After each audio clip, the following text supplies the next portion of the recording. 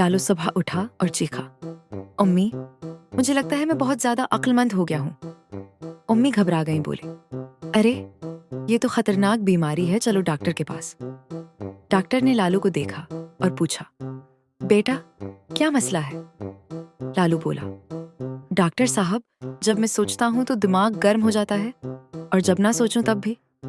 Doctor ने torch जलाई और लालू की आंख में डाली। लालू बोला, डॉक्टर साहब आहिस्ता, दिमाग सो रहा है, आंख से जग न जाए।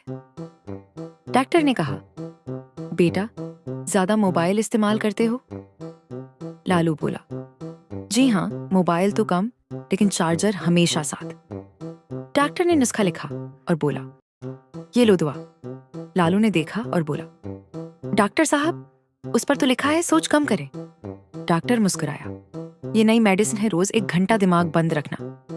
लालू खुश हो गया और बोला, वाह, ये तो मैं पहले से कर रहा हूँ। उम्मी ने शुक्र अदा किया। डॉक्टर ने फेस ली और लालू बोला, डॉक्टर साहब फेस भी फ्री करें क्योंकि इलाज पहले से चल रहा था।